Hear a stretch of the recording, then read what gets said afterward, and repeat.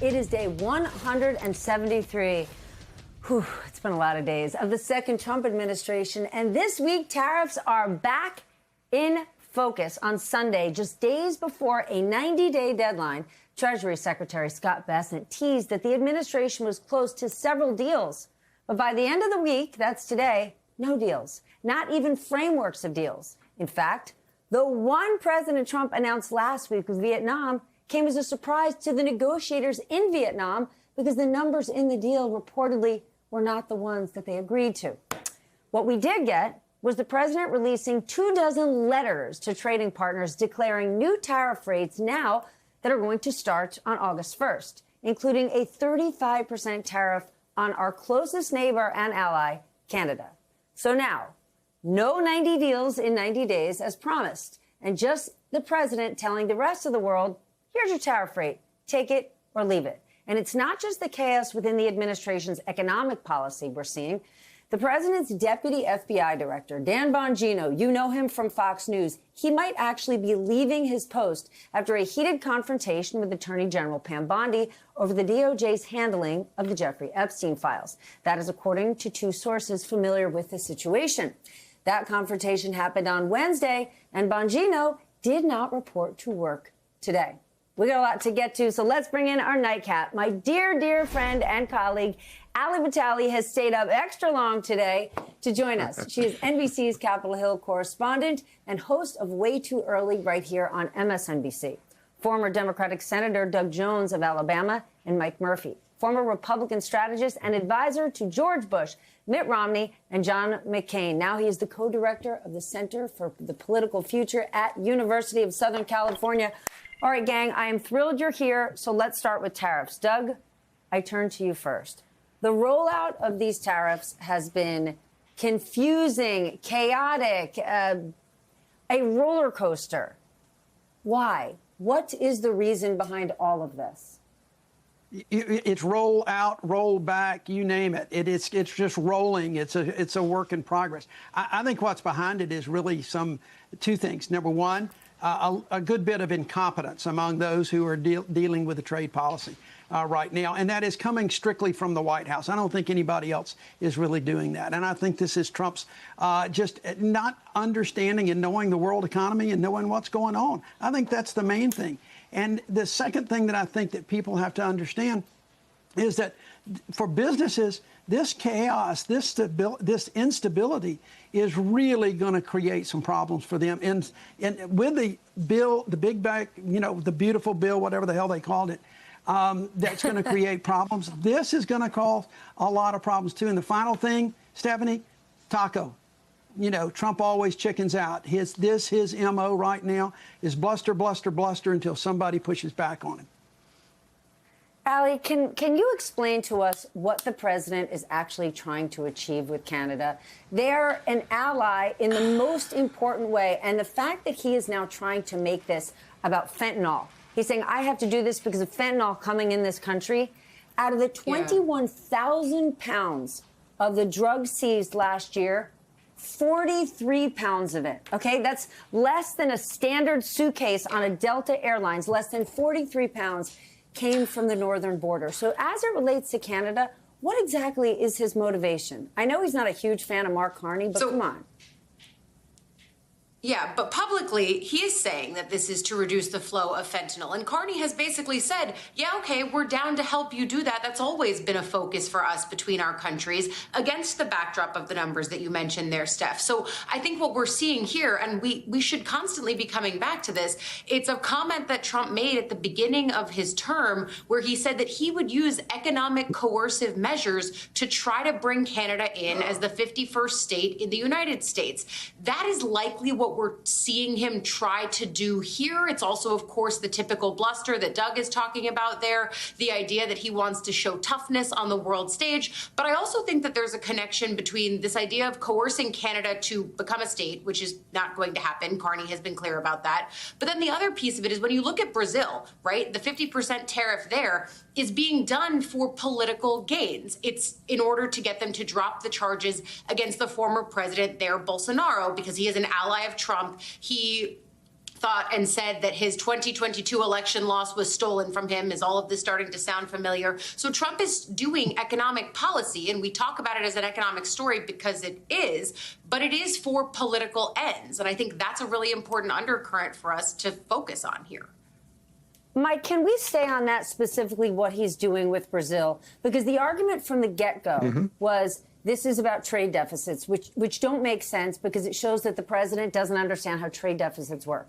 But the other argument is this is for American manufacturers. This is for American workers. This is for American consumers. If he is slapping Brazil with this tariff because he doesn't like what's happening to the former president, Bolsonaro, who is the American voter that he can look at and say, I did this for you? Yeah.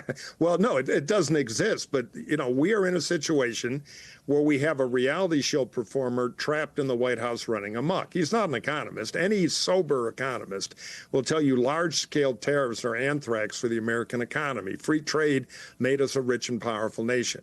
But none of that means anything to Donald Trump. What he's doing is trying to create a win a week, and for him, it's all about leverage. I'm mad at a country. I don't like that Canadian flag with that red leaf on it. So I'm going to threaten to ruin their economy if they don't, pay tariffs. Now, he will say, I'm saving American jobs. You talk to anybody in American manufacturing, they'll tell you it's the opposite. We already have auto part makers in Michigan, very dependent on the cross trade with the Canadian province of Ontario, filing Chapter 11. So he'll make up a reason. At the heart of it, he acts like a crooked ward healer shaking down city contractors. He's mad about Bolsonaro. He'll punish their economy. What he doesn't understand is when you try to wipe out the Brazilian economy, you also hurt our economy.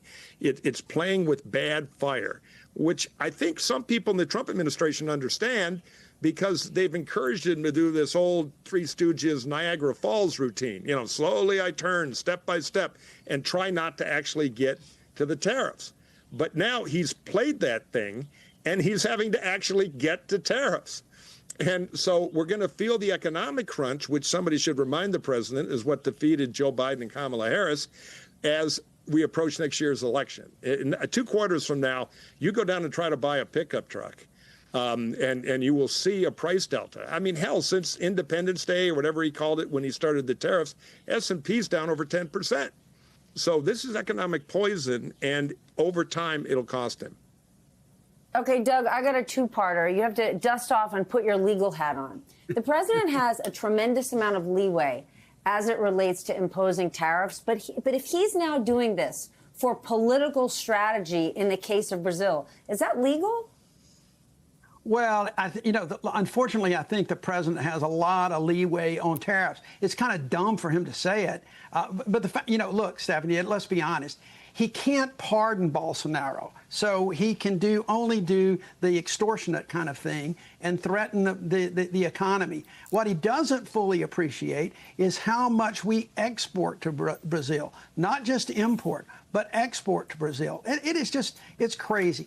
Legal, probably can do it because Congress has ceded so much authority to the president.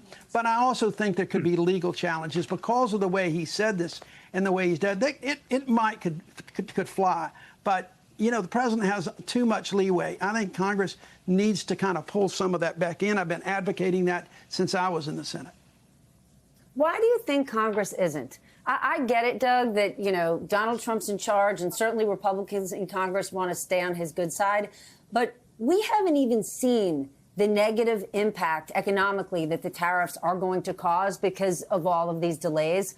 Once they hit in red and blue states across the country, it's going to hurt. So why are your former colleagues down with this, knowing what's to come for them?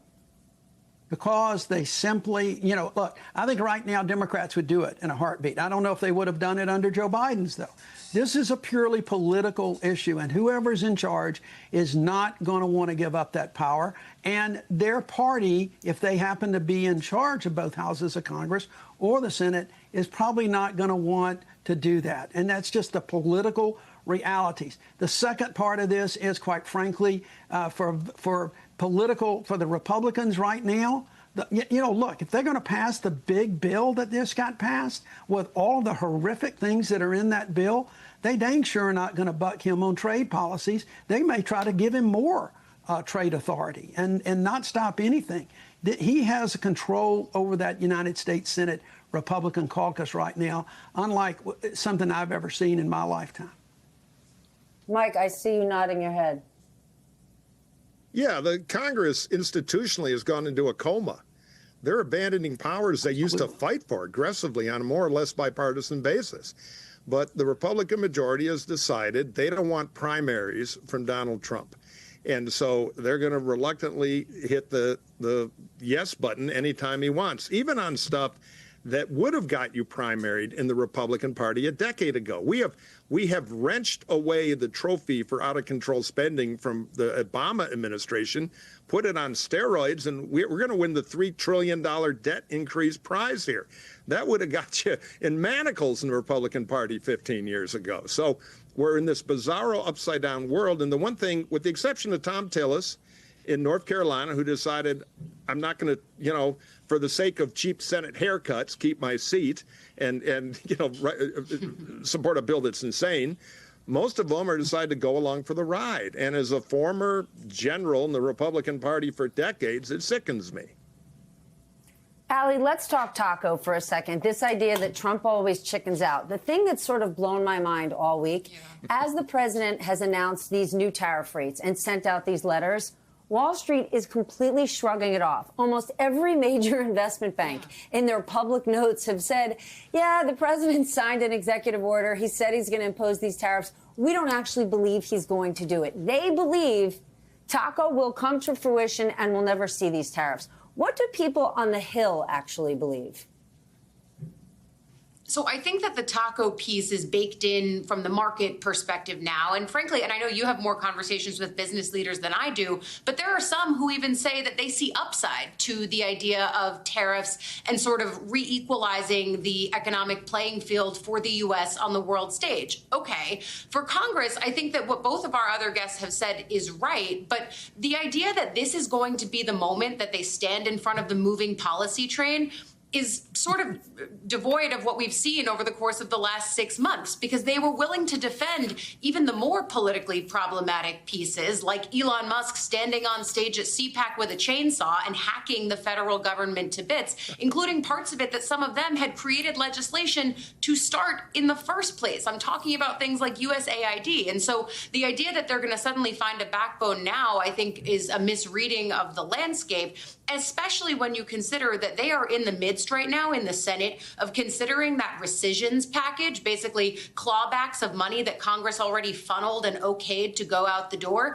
The power of the purse is pretty central to being a congressional lawmaker. Typically, they like to hold on to the power that they have and even assert more of it from the White House. In the past, that was the case in Congress. In this Congress, and it was always true when we were going into the second Trump era, the party has been remade in his image. The naysayers in the House are gone. The naysayers in the Senate are gone or leaving, to the extent that there's just a handful of them left. Yes, it's Tillis. Maybe sometimes it's McConnell. Could it potentially be Joni Ernst? Not publicly, but certainly privately. We've heard that she's had problems with Hegseth and other moments within the Trump administration. Susan Collins, Lisa Murkowski. But really, you can count those names on one hand, and several of them are going to be finding the exits in the coming years.